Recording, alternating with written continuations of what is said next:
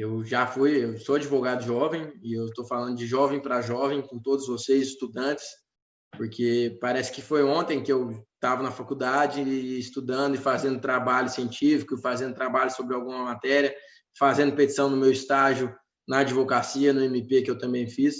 Parece que foi ontem.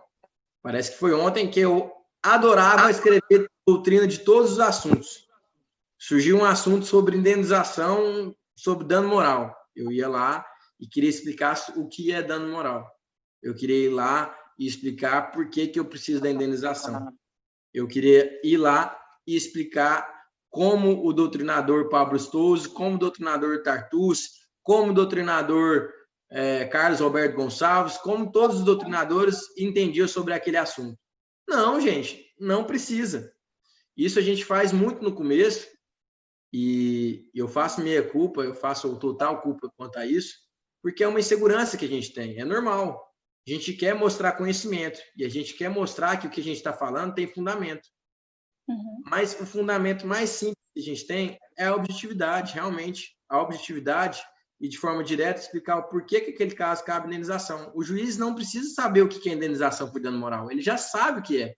Ele já viu inúmeros casos sobre isso. Ele não quer mais saber conceito sobre dano moral. Ele quer saber, realmente, por que aquele caso tem dano moral. Você especifique por que o conceito de dano moral se encaixa naquele caso concreto. Essa é a situação do caso. Então, você tem que trazer essa objetividade, trazer a aplicação da teoria para o caso concreto. E já falar só disso. Não trazer teoria e depois o caso e depois falar por que se encaixa. Porque no começo do nosso estudo e da nossa advocacia é normal, gente. Não estou falando que todo mundo nasce sabendo peticionar, não. É um trabalho de formiguinha. A gente vai fazendo, cada vez mais a gente vendo, eu posso cortar isso, nossa, eu posso cortar isso aqui, normal. Mas se a gente já começar a observar isso desde o começo, a nossa evolução é cada vez mais rápida em relação a isso.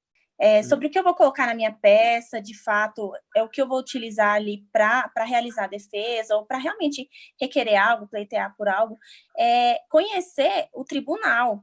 O que aquele juiz que vai receber a minha peça, o que ele pensa, né, sobre como que ele tem decidido, pesquisar decisões. É claro que eu falo assim, Marcelo, aqui em Goiânia, eu não sei em qual vara vai cair, né? Eu não sei em qual juizado que vai ser distribuído o meu processo. Mas se for uma cidade pequena, que é um só, né? Como que aquele juiz tem decidido, né? Qual que é o entendimento do tribunal?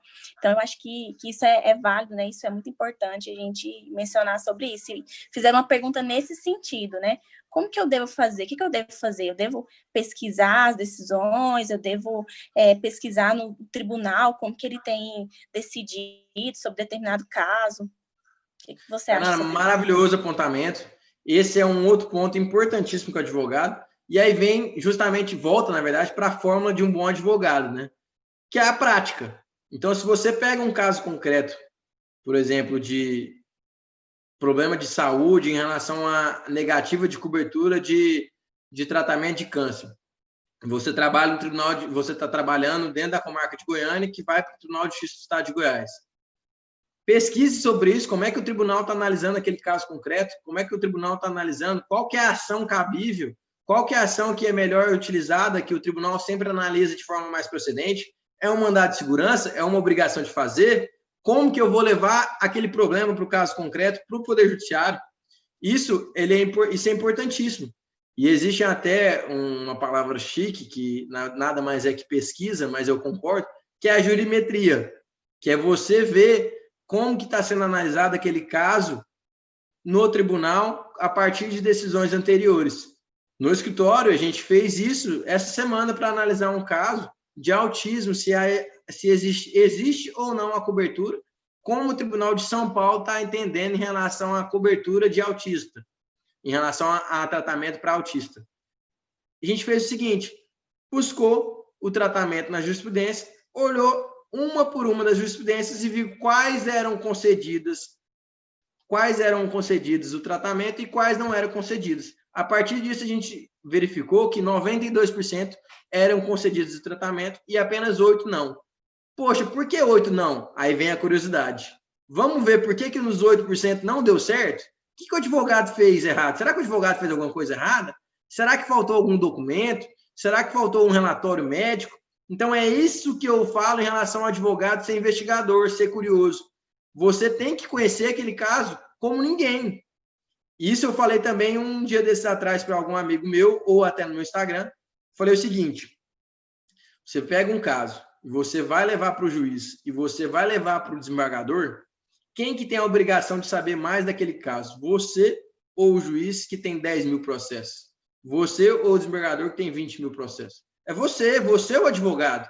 Você é o principal responsável por aquele processo e o principal interessado naquele processo. Não vai ser o juiz, não vai ser o desembargador. Lógico, eles têm a função e um trabalho honroso e importantíssimo para a atuação e para o Poder Judiciário funcionar. Mas você que vai conhecer aquele caso, você vai conhecer todas as particularidades. E se você não conhecer, como que você vai exigir dele que conheça? Então, isso, a jurimetria, o estudo do caso concreto a partir do Poder Judiciário, a partir das decisões, é um trabalho importantíssimo para o advogado. E também para o estudante de direito. O estudante de direito, quando vai fazer sua petição, que o advogado que é responsável pelo estagiário pede, você tem que estudar antes, ver como é que é.